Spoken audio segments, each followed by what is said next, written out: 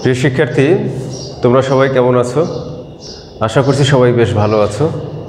বর্ণমালা আদর্শ উচ্চ বিদ্যালয় ও কলেজ কর্তৃক আয়োজিত অনলাইন ক্লাসে তোমাদের স্বাগতম। তোমাদের সাথে আমি রয়েছি জিএম হাসিব, সহকারী শিক্ষক, ব্যবসায় শিক্ষা শাখা। তোমাদের আজকে যে বিষয়ের উপর আমি পাঠদান করব সেটি হচ্ছে নবম শ্রেণীর ফিনান্স এবং ব্যাংকিং বিষয় থেকে তৃতীয় অধ্যায় অর্থের সময় মূল্য, টাইম ভ্যালু অফ মানি, এই বিষয়ের উপর একটি সৃজনশীল এর আলোকে আজকে আলোচনা করব। এই বিষয়ের উপরে, এই অধ্যায়ের উপরে আরও অনেকগুলো ক্লাস আপলোড করা আছে। তোমরা সেগুলো দেখে সেগুলোর থেকে শিখে তোমরা তোমাদের দক্ষতা বাড়িয়ে নেবে। চলো আজকের সৃজনশীলটি আলোচনা করি এবং সমাধানের চেষ্টা করি। জনাব কবির পেনশনে প্রাপ্ত 20 লক্ষ টাকা মোহনা ব্যাংকে 10.5% ত্রৈমাসিক চক্রবৃদ্ধি সুদে, অর্থাৎ 3 মাস অন্তর অন্তর চক্রবৃদ্ধি হবে, এরকম একটা কন্ডিশনে কত বছরের জন্য? 5 বছরের জন্য জমা রাখতে চান। এখন তার বন্ধু তাকে পরামর্শ দিল যে 11% বার্ষিক সুদে মেঘনা ব্যাংকে অর্থ জমা রাখার জন্য। ঠিক আছে, এই হলো দুইটা তথ্য। তিনি চাইলে মোহনা ব্যাংকেও রাখতে পারেন, আবার চাইলে মেঘনা ব্যাংকেও রাখতে পারেন। মোহনা ব্যাংকে রাখতে হলে তার শর্ত হচ্ছে ত্রৈমাসিক 3 মাস অন্তর অন্তর 10.5% চক্রবৃদ্ধি সুদ পাবেন। আর যদি তার বন্ধুর পরামর্শ অনুযায়ী মেঘনা ব্যাংকে রাখেন তাহলে বার্ষিক ভিত্তিতে 11% সুদ তিনি পাবেন জমাকৃত অর্থের উপরে। এখন বলছে চক্রবৃদ্ধিকরণ কি? চক্রবৃদ্ধিকরণের সহজ সঙ্গ হচ্ছে বর্তমান মূল্য থেকে ভবিষ্যৎ মূল্য নির্ণয় করার পদ্ধতিই হচ্ছে চক্রবৃদ্ধিকরণ। বর্তমান মূল্য থেকে ভবিষ্যৎ মূল্য নির্ণয় করার পদ্ধতি হচ্ছে চক্রবৃদ্ধিকরণ। নেক্সট আছে, দেখো রুল 72 কি, ব্যাখ্যা করো। রুল 72 এটি সম্পর্কে পিছনে বলা আছে, আবার একবার রিভিশন করিয়ে দেই। রুল 72টা তখনই কাজ করবে যখন মেয়াদ শেষে দ্বিগুণ অর্থপ্রাপ্তির কথা বলা থাকবে। মেয়াদ শেষে দ্বিগুণ অর্থ প্রাপ্তি, যে কোনো মেয়াদের কথাই বলুক না কেন, কিন্তু আসল কথা হলো যে 5 বছর বলুক, 10 বছর বলুক, 3 বছর বলুক, যাই বলুক না কেন, মেয়াদ শেষে তাকে দ্বিগুণ অর্থ প্রদান করবে। এরকম দ্বিগুণ শব্দটা, অর্থাৎ 5 লক্ষ টাকা রাখলে 5 বছর পরে 10 লক্ষ টাকা পাবে, এরকম যখন দ্বিগুণ অর্থ প্রাপ্তির কথা বলা থাকবে তখন রুল 72 অনুযায়ী আমরা খুব সহজে অল্প সময়ের মধ্যে মেয়াদ দেওয়া থাকলে সুদের হার নির্ণয় করতে পারি, অথবা সুদের হার দেওয়া থাকলে মেয়াদ নির্ণয় করতে পারি ছোট একটা সূত্রের মাধ্যমে। যদি আমাদের মেয়াদ নির্ণয় করতে হয় তাহলে 72কে সুদের হার দিয়ে ভাগ করতে হবে, তাহলে আমরা পাবো কি? মেয়াদ বা কত বছরের জন্য, সময়, মেয়াদ বা সময়। অথবা যদি এমন হয় যে মেয়াদ দেওয়া আছে, সুদের হার কত সেটা জানতে হবে, এবং অবশ্যই দ্বিগুণ অর্থ প্রাপ্তির কথা বলা থাকবে। তো সেক্ষেত্রে আমরা 72কে ভাগ দেব মেয়াদ দিয়ে, তখন আমরা পাবো সুদের হার। যে কোনোভাবেই এটা বলতে পারে। যদি তোমাকে বলে যে নির্দিষ্ট পরিমাণ একটা অ্যামাউন্ট 5 লক্ষ টাকা বা 10 লক্ষ টাকা 6 বছরের জন্য জমা রাখলে মেয়াদ শেষে দ্বিগুণ অর্থ পাওয়া যাবে, সুদের হার কত ছিল, তখনও বের করা যাবে। আমরা 72কে তখন মেয়াদ দিয়ে ভাগ করব, সুদের হার পেয়ে যাব। অথবা এমন যদি বলে 5 লক্ষ টাকা মেয়াদ শেষে 10 লক্ষ টাকা পাওয়া যাবে, সুদের হার এত, দ্বিগুণ অর্থ পাওয়া যাবে, সুদের হার এত, মেয়াদ কত, তখন তোমরা 72কে সুদের হার দিয়ে ভাগ করবা, মেয়াদ পেয়ে যাবা। একটা এক্সাম্পল দিয়ে যদি এটা বুঝাই এখানে একটু ক্লিয়ার হওয়ার জন্য, জনাব করিম 10 লক্ষ টাকা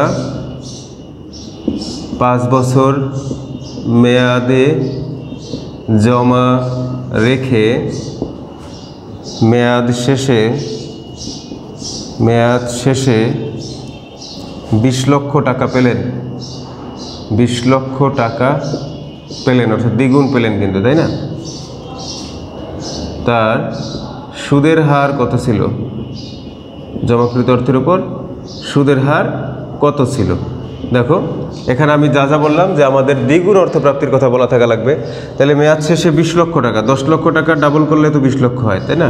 দ্বিগুণ বলুক অথবা অ্যামাউন্ট উল্লেখ করে দিক, যেটাই দিক না কেন আমাদের এখানে দেখতে পাই যে আমরা এখানে ডাবল পাওয়া গেছে। আচ্ছা, এখন বলা আছে কি 5 বছর মেয়াদে, মেয়াদ উল্লেখ করা আছে, তাহলে নির্ণয় করতে হবে কি? নির্ণয় করতে বলছে যে সুদের হার কত। তাহলে এটাকে আমরা কিভাবে বের করতে পারি? কোন ফর্মুলায় যাবে? সুদের হার জানার জন্য আমাকে এটাতে যেতে হবে। কি করব? এই 72কে ভাগ দিব কত দিয়ে? মেয়াদ, অর্থাৎ 5 দিয়ে ভাগ করব। দেখো তাহলে কত আসে? 72 ভাগ 5, 14.4%। অর্থাৎ সে এই যে 5 বছরের জন্য 10 লক্ষ টাকা জমা রেখে দ্বিগুণ পেলেন, তার সুদের হার কত ছিল? সুদের হার ছিল 14.4%। আবার এটাকে উল্টা করেও বলা যায় যে জনাব করিম 10 লক্ষ টাকা জমা রেখে, জনাব করিম 10 লক্ষ টাকা জমা রেখে মেয়াদ শেষে 20 লক্ষ টাকা পেলেন কত পার্সেন্ট সুদে? আচ্ছা, এই 14.4% এবার উল্লেখ করতে হবে, 14.4%। এবার উল্টা করে দিচ্ছি, এবার আমরা জানবো হলো মেয়াদ। বললো জনাব করিম 10 লক্ষ টাকা 14.4% সুদে জমা রেখে মেয়াদ শেষে 20 লক্ষ টাকা পেলেন। জমাকৃত অর্থের মেয়াদ কত ছিল? জমাকৃত অর্থের মেয়াদ কত ছিল, বা তিনি কত বছরের জন্য অর্থ জমা রেখেছিলেন, তাহলে কি করব? এবার ভাগ দিতে হবে। এবার কোন সূত্রে? এটাতে 72 ভাগ হচ্ছে সুদের হার কত? 14.4। দেখবো এখানে বের হবে কত? 5। তাহলে এভাবে যখন দ্বিগুণ অর্থপ্রাপ্তির কথা বলা থাকবে তখন আমরা 72কে মেয়াদ দিয়ে ভাগ করলে পাবো সুদের হার, অথবা সুদের হার 72কে সুদের হার দিয়ে ভাগ করলে পাবো মেয়াদ। দুইটাই আমি দেখাই দিলাম, এটা তোমরা একটু শিখে নেবে। আচ্ছা, এবার আসো গ নাম্বার। কি বলছে? গ নাম্বার বলছে যে জনাব কবির তার বন্ধুর পরামর্শ গ্রহণ করলে অধিক লাভবান হবেন কিনা, এ বিষয়ে মতামত জানতে চাওয়া হয়েছে। তাহলে বন্ধুর পরামর্শ গ্রহণ করলে লাভবান হবেন কিনা সেজন্য কি করতে হবে? দুইটা ব্যাংকেই সে জমা রেখে কত পায় এটা জানতে হবে। গ নম্বর দিয়ে আমরা একটা ব্যাংকে জমাকৃত অর্থ সুদ আসলে কত হয় সেটা একটু বের করি। মোহনা ব্যাংকের ক্ষেত্রে এক্ষেত্রে সুদ প্রদানের ভিত্তিটা কি? চক্রবৃদ্ধি। তাহলে আমাদের চক্রবৃদ্ধি হলে আমরা জানি কি? চক্রবৃদ্ধি হলে এফভি, তাই না? যেহেতু জমা রাখবে ভবিষ্যতে সে কত পাবে, সেক্ষেত্রে আমাকে ফিউচার ভ্যালু বা ভবিষ্যতের মূল্য নির্ণয় করতে হবে, কারণ তার কাছে তো অলরেডি 20 লক্ষ টাকা আছে। তাহলে আমরা কি নির্ণয় করব? 5 বছর শেষে সে কত পেতে পারে। FV equal to PV into 1 + I/M। কেন এম আসলো? কারণ এটা হলো চক্রবৃদ্ধি, ত্রৈমাসিক চক্রবৃদ্ধি, 3 মাস অন্তর অন্তর চক্রবৃদ্ধি হবে। ত্রৈমাসিক চক্রবৃদ্ধি বা যে কোনো মেয়াদ চক্রবৃদ্ধির টার্ম উল্লেখ করলেই আমরা সূত্রে এম নিয়ে আসবো, whole to the power n into M. এবার যা যা লাগবে বসাও। এফভি কত আমরা জানি না, পিভি এর মান আমাদের জানা আছে 20 লক্ষ টাকা। আই হচ্ছে সুদের হার কত পার্সেন্ট? 10.5%। 10.5% বা 10.5কে 100 দিয়ে ভাগ করলে হবে 0.105। এম হচ্ছে চক্রবৃদ্ধির সংখ্যা, ত্রৈমাসিক 3 মাস অন্তর অন্তর চক্রবৃদ্ধি হলে 3 মাস অন্তর অন্তর যদি চক্রবৃদ্ধি হয় 12কে 3 দিয়ে ভাগ করো, তাহলে এম এর মান কত আসতেছে? 4। এম এর মান হবে 4। এন হচ্ছে সময়, মেয়াদ কত বছরের জন্য? 5 বছরের জন্য। এন এর মান হচ্ছে 5। এবার তুমি মান বসাও। পিভি এর জায়গায় বসবে 20 লক্ষ 1 + 0.105 ডিভাইডেড বাই এম এর মান কত? এম এর মান হলো 4, whole to the power N এর মান হচ্ছে 5, এম এর মান হচ্ছে 4। তোমাদের আগের ক্লাসগুলোতে কি বলছিলাম যে যখন এই পাওয়ারের গুণ থাকবে কোনো, সেই গুণটাকে একটু করে নিতে হবে, না হলে ক্যালকুলেটর ভেদে ভুল আসতে পারে। এজন্য আমরা কি করব? একটা লাইন বেশি করি। এই 20 লক্ষ টাকা 1 + 0.105 divided by 4 whole to the power 4 × 5, এটা গুণ করলে হবে 20। এবার কত আসে এটা একটু আমরা দেখি। 20 লক্ষ ব্র্যাকেট 1 + উপরেরটা আগে লিখতে হবে 0.105, এরপর ভাগ চিহ্ন দিয়ে লিখতে হবে 4, ব্র্যাকেটটা ক্লোজ করে পাওয়ার দিতে হবে 20। তাহলে আসে কত? 33,98,098.24, অর্থাৎ 33,58,098 টাকা। এই টাকা সে পাবে যদি মোহনা ব্যাংকে 10.5% ত্রৈমাসিক সুদের কন্ডিশনে 5 বছরের জন্য জমা রাখে। তাহলে 5 বছরের মেয়াদ শেষে সে 20 লক্ষ টাকা আসলের সাথে সুদ যোগ হয়ে পাবে কত? 33,58,098 টাকা। এবার দেখতে হবে, যেহেতু আমাকে সিদ্ধান্ত নিতে হবে কোনটা লাভ বেশি দিবে, সেজন্য এবার আরেকটা ব্যাংক যে রয়ে গেছে মেঘনা ব্যাংক, ওটার ক্ষেত্রেও এবার বের করতে হবে। এজন্য আমরা লিখব কি এবার আবার মেঘনা ব্যাংকের ক্ষেত্রে, মেঘনা ব্যাংকের ক্ষেত্রে এক্ষেত্রে সুদ প্রদানের ভিত্তিটা হচ্ছে বার্ষিক, বছরে। তখন আমাদের সূত্রটা হবে FV = PV × 1 + I⁴n। সবই ঠিক থাকবে, শুধু এম আসলো না, এম হলো চক্রবৃদ্ধি হলে বসে। এখানের জন্য কি FV আমাদের জানা নেই, PV জানা আছে। PV প্রেজেন্ট ভ্যালু হচ্ছে 20 লক্ষ টাকা, I হচ্ছে সুদের হার কত পার্সেন্ট? 11%, বা এটাকে 100 দিয়ে ভাগ দিলে হবে 0.11, n সময় হচ্ছে 5 বছর। এবার মানগুলো বসাই, PV এর জায়গায় 20 লক্ষ 1 যোগ I এর জায়গায় বসবে 0.11 n এর জায়গায় বসবে 5, কত আসে? 33,70,000, 33,70,116.31। তাহলে কত হলো? দেখো, সে যদি মেঘনা ব্যাংকে অর্থ জমা রাখে, মেঘনা ব্যাংকে অর্থ জমা রাখলে 11% বার্ষিক সুদের কন্ডিশনে, সেক্ষেত্রে দেখা গেল মেয়াদ শেষে সে পাবে 33,70,116। আর সে যদি মোহনা ব্যাংকে জমা রাখতো তাহলে মেয়াদ শেষে সে পেত 33,58,098। কোনটাতে বেশি দিচ্ছে? যেহেতু আমার টাকা কিন্তু একই অ্যামাউন্ট, 20 লক্ষ টাকাই রাখতে হবে, দুইটার যে কোনো একটাতে আমি 20 লক্ষ টাকাই রাখবো। তাহলে কোনটা লাভজনক বেশি? অবশ্যই বোঝা যাচ্ছে যে মেঘনা ব্যাংকে যেহেতু বেশি টাকা দিবে, মেঘনা ব্যাংকেই কিন্তু লাভজনক। তাহলে তার বন্ধু, দেখো বন্ধু পরামর্শ দিয়েছিল কি, যে 11% বার্ষিক সুদে মেঘনা ব্যাংকে অর্থ জমা রাখার জন্য। এবার বলো, বন্ধুর পরামর্শটা কি নেওয়া সঠিক হবে, উচিত হবে নাকি উচিত হবে না? অবশ্যই বন্ধুর পরামর্শটা ভালো ছিল না। কত পাবে? 33,70,116, বেশি টাকা পাবে। সুতরাং আমরা কি লিখব?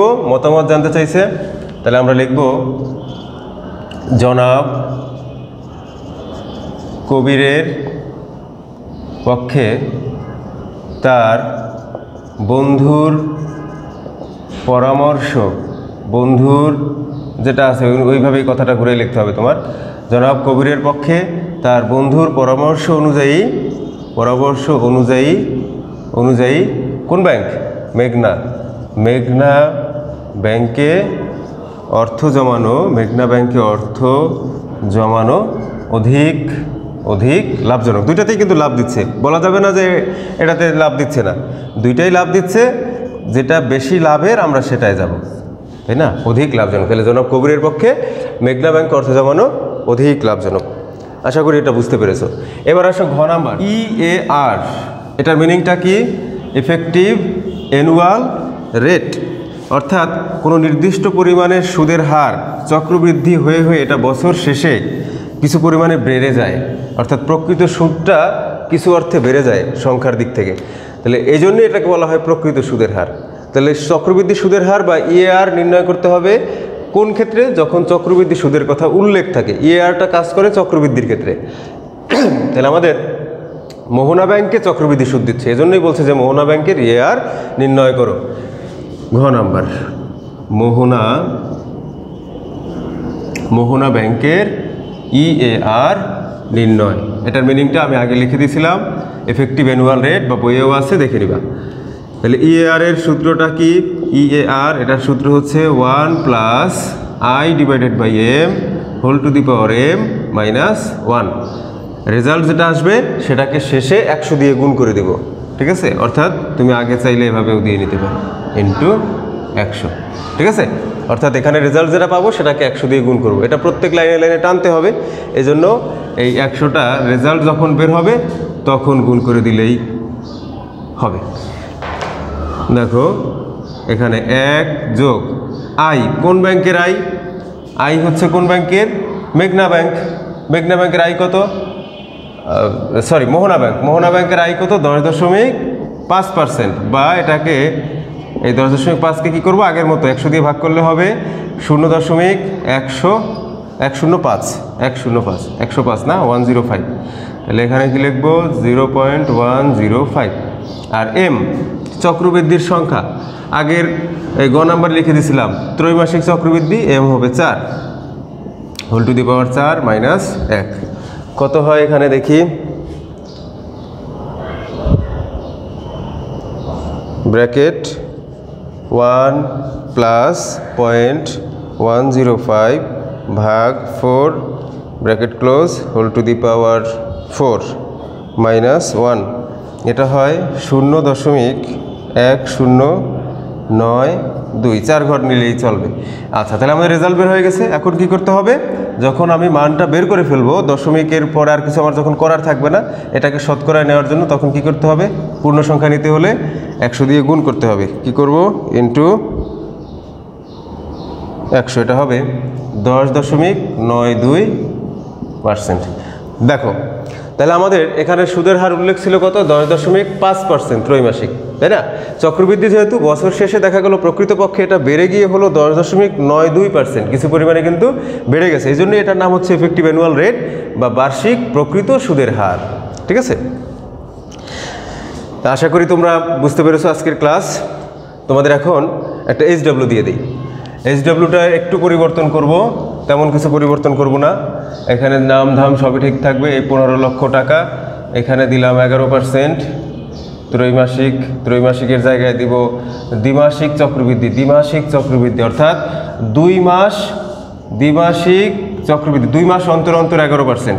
5 বছরের জন্য এটা ঠিক থাকুক। 5 বছরের জন্য জমা রাখতে চান, তার বন্ধু তাকে পরামর্শ দিলেন।